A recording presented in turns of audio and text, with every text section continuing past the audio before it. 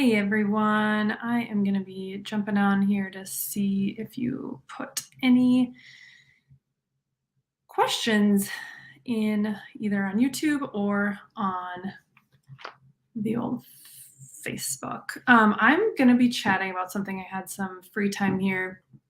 I get this question a lot, and I think parents end up coming to me with this question because somehow, I don't know, the word has gotten out that ask Amanda what you should do or something. But I'm really passionate about this topic of helping our kids handle conflict when there's another kiddo that they're having difficulty with. Like, what do we do as parents? How do we equip our kids to handle conflict well? And definitely have not done this perfectly by any means, but I want to help us, especially with school starting.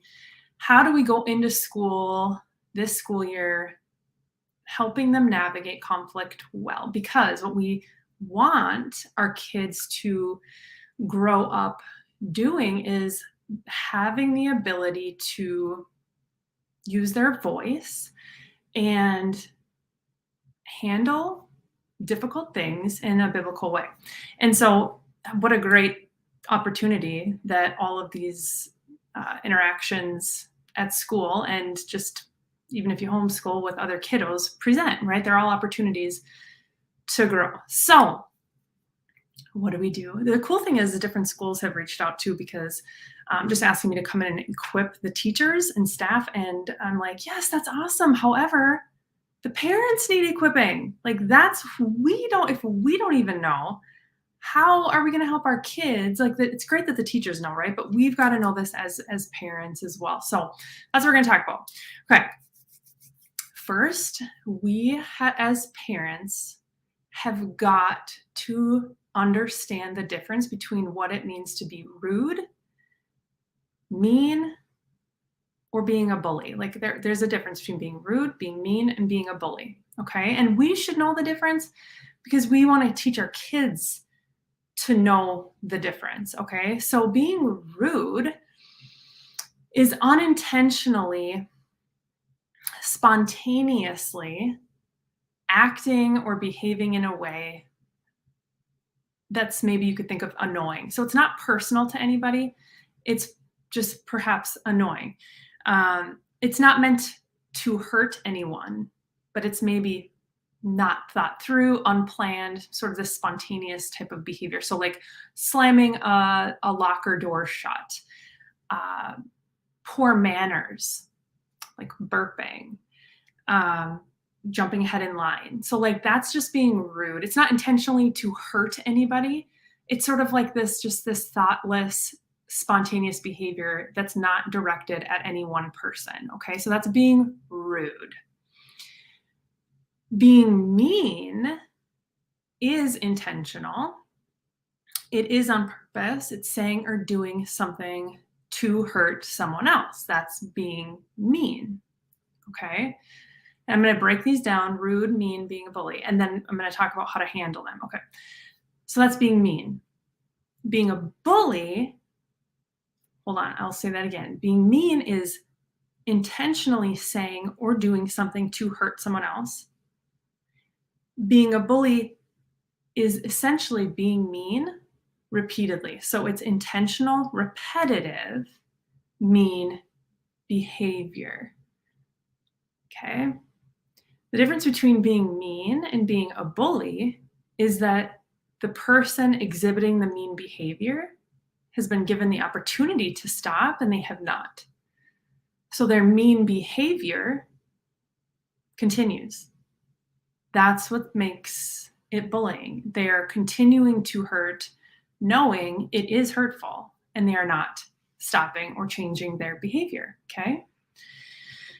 So, what we often see and what is super sad is if we truly want our kids to grow up, being able to communicate what it is they need and what really practicing their own personal sense of agency, that they have a voice, that they understand they have a voice, and that they understand that they can use that voice to affect change, to create their own sense of safety and security, if we truly want our kids to grow up knowing that what is being done to them does not need to be done to them, then we should want to coach our kids through how to handle conflict with other kids. Unfortunately, this is what I often see. I see it all the time. A kiddo will come to their parent with a difficulty with another friend. And that parent, instead of coaching their kids on how to handle that conflict and communicate directly and follow and like coach them through how to do that, instead of that, the parent will often either go to their parent, go to a teacher, go to a principal, or so on. So instead of coaching our kiddo through how to handle that conflict, we're handling it for them. Okay. And that's never good. Okay. Now, I'll get to the point what we need to do when it is bullying. Okay. But first and foremost, if there's a new conflict that's coming up with a friend, our first and foremost job as parents should be to encourage and coach our kids through how they can handle this situation. That's our first goal, okay? Again, I'll get to if that doesn't work in a minute. But also, if you have questions, like just leave it in the comments and I am going to be watching. So first, we want to coach our kids and encourage them. And if we forget this, then we're going to go ahead and handle their conflict for them. And we don't want to do that. I don't want us to do that because then we're going to raise kids that, well, I have a lot of thoughts on that, but we don't want to do that. We don't want kids thinking that mom and dad can solve all my problems for me, or I don't need to practice using my voice. Someone else will take care of it for me. I can just be quiet and somehow this will just magically go away. We don't want to do that, right? So first and foremost, again, we can talk through with our kids. Okay, what kind of behavior does that sound like? If our kiddo comes and says, so-and-so did so-and-so to me today during recess or whatever the case is, our first question is to help them and ask out loud, okay, child, kiddo, is that rude or mean behavior, right? Because this is a new situation, new scenario that is coming up.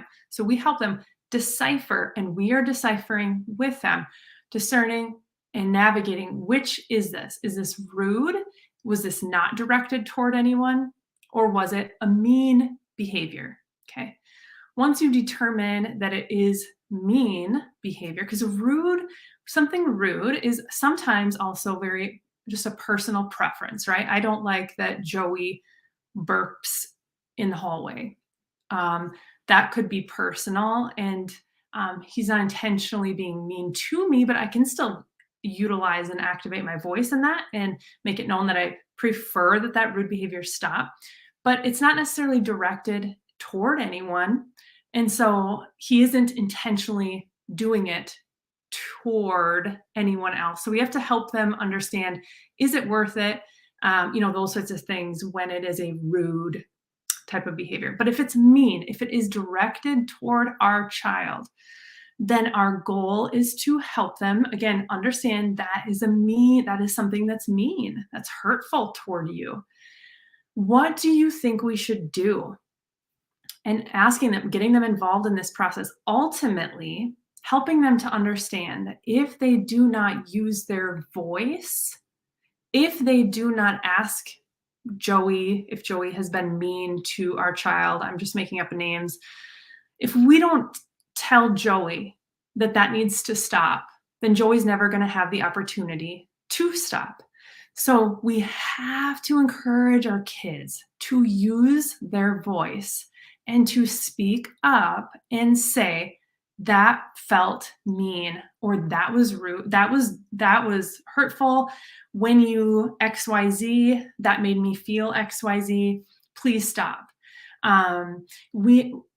If we don't help our kids through that first most uncomfortable process of actually speaking out, then the person being mean never has the opportunity to stop. And so what I often see is, because we will mislabel bully behavior when it's really not, because that person has not had the opportunity to stop. They've never even so there's a lot of times where kids truly do not know that their behavior is hurtful.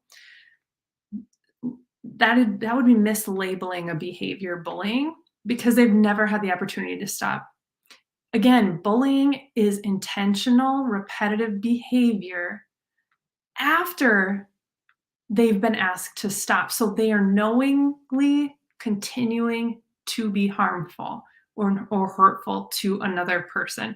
That is bullying. So it's a different situation, right? So again, we want to ask our kiddos, what do you think we could say to Joey?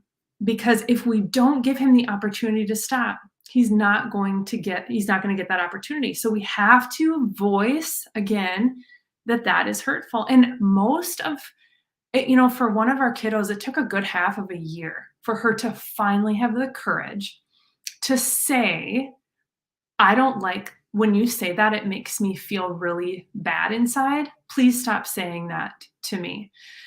And I think, and you'll have to discern this out depending on their ages, but we do this with our kindergartner even. We want her to voice, that is hurtful, please stop.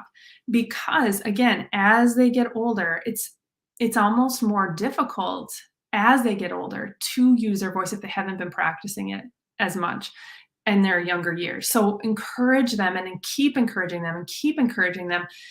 I hate to jump around this. And there are times you need to, but to help and coach your kiddo through, and it might be that they need to write a letter, or maybe that you join them, but that they use their voice in this situation, because again, it's equipping them to handle situations and conflict themselves.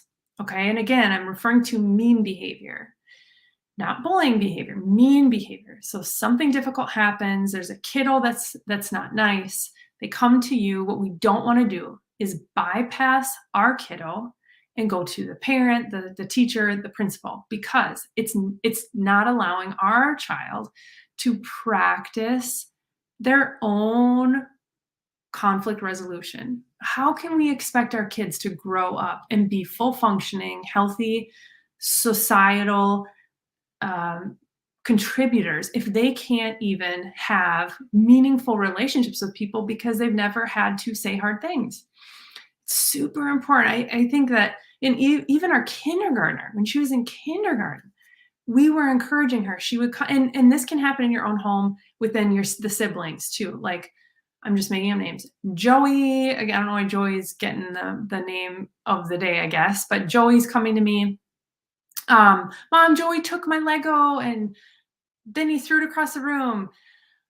My first response as a parent is not, Joey, get down here, we need to talk. No, my response is, have you told Joey that you're mad at Joey for taking your Lego and throwing it across? Why are you telling me? Like, why are I can be a sounding board, but I'm essentially not going to solve your problem for you. You know what we do in this home.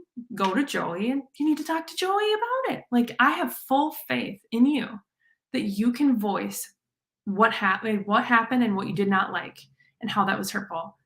If you have not talked to Joey about it, I don't know why you're talking to me about it, right? So we want to encourage them.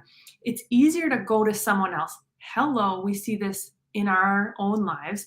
It's way easier to go to someone else and tell them or ask them or have at whatever, right? But our job hopefully is to go directly to that person. It's biblical, directly to that person. So go to Joey before you come to me. If that doesn't go well, then come to me and let me know. But our job again is to first encourage them to go to the person with whom they have a problem. So that's one of the things that we do not do well as parents. So we've got to encourage them to go directly to that person. And again, it might take a really long time for our kiddo to finally have the courage to use their voice and to say, that was hurtful, please stop. And again, you can brainstorm with them how to do that. Okay, so that's mean behaviors. We want to encourage and equip our kids to be able to communicate with who they're having an issue with what needs to stop, what they would like to stop. Okay, now the thing, I got to make sure I wrote a few little notes and I want to make sure I'm not forgetting anything. The difference between then being mean and being a bully is, again, they've been given opportunity to stop their mean behavior and they have not. So a bullying behavior is continued, repetitive, mean behavior. Okay. So Joey was told by Susie to please stop. Joey's continuing to be hurtful and mean to Susie. Now, that is when it is fully and entirely appropriate to step in as the parent, okay? Again, though, I see us jumping in there many times before, Joey even had any clue that anything was wrong. And that should not happen. Our kids should be, this is not hard. I mean, it's uncomfortable, but this is not hard. Our kids should be able to communicate with the other person what was mean, what did not feel good, what they would like them to stop doing. And again, the goal is to get to that point where they don't even have to come to you to be reminded of that they just practice using their own agency, their own voice in these situations, and feel fully equipped to do that. And so again, but if they have been given the opportunity, here's also something that we should be asking. So there was a situation with one of our kiddos, and it was mean behavior. Our kiddo had asked for that to stop, and it continued, which signals bullying, correct? But what I wanted to make sure was, have you truly communicated this in a way that this other person truly understands? And so I asked, well, so have you communicated it with this other person? She said, yes, I have. I said, how did you communicate it? Like, what did you specifically say? Come to find out, it was pretty vague. It wasn't actually that specific. And so what I encouraged her to do was actually write an email so that it was very clear, very, very, very crystal clear. And that was also an attempt really to help kind of document, like, this was serious. We've asked to stop. We've already had conversations, but now we helped. She wrote it, and then we just made sure that it was very clear. And so that it's spelled out, like, these behaviors are hurtful, and I'm asking you to please stop, so that if it did not, then we actually had something to say, like, we've communicated, my daughter communicated clearly, and nothing has changed. And this behavior continues. And so make sure, though, that when your kiddo says, yeah, I went to them, and even your own kids, right? It's like, yeah, I told Joey. We talked to Joy, and Joy's like, she just mumbled something and slammed the door, so I couldn't even hear what she said. So sometimes we have to really ask our kids, how did you communicate that you would like them to stop? Because it might not be clear on the receiving end of it, right? So, but if it is clear and it continues, then that's when we should step in as parents. We should then talk to the parent, the teacher, the principal, whichever line of next step is appropriate given the situation. And every school has a different policy when it comes to bullying. And so then you can work with the school on that. But again, it's just really, really, really important that we understand the difference between being rude, being mean, and being a bully. And then that we as parents equip our kids and not manage their problems for them, right? Not solve their problems for them, not bypass our kids and in this learning process of conflict for them so that they don't actually have to be uncomfortable, right? No, we want to coach our kids in how to handle conflict with their friends so that they feel confident in their ability moving forward to then experience the more healthy environments for themselves. So that's what I wanted to share today. If you have any questions as you watch, feel free to leave them below.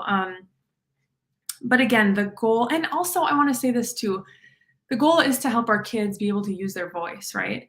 And when things don't, you can't control other people. I know, so painful. We talk about it all the time, but it's helpful to teach our kids that. It's helpful to teach them that even after you go to them, and you discuss, you share that, like, hey, this behavior is hurtful, please stop. They might be offended by it. They might not know how to handle that because perhaps no one in the past has ever said that to this friend. And so they might be very shocked by that. And they might treat you differently. They might kind of withdraw from the friendship. They might maybe take some time and pull back and all of that. And that's completely fine. And so to help walk through what might have not, again, not intentionally, but they might not know how to interact with you in a way now, since you've kind of shared with them this needs to stop. And that's okay. I think to learn to teach our kids how to live with people who they might prefer not to be in close community with, but have to be in these classrooms, is a lifelong lesson, right? And so how do we, helping our kids then after these situations have boundaries so that when they are in environments where they have to be around people who maybe aren't their most favorite people, how can I guard my heart and mind in this environment, in this situation? And so then that's a whole other thing too. But I hope that's helpful. And let's coach our kids through this, equip our kids through this, and encourage them, help them practice using their voice in what is not working for them. So let me know if you have any questions.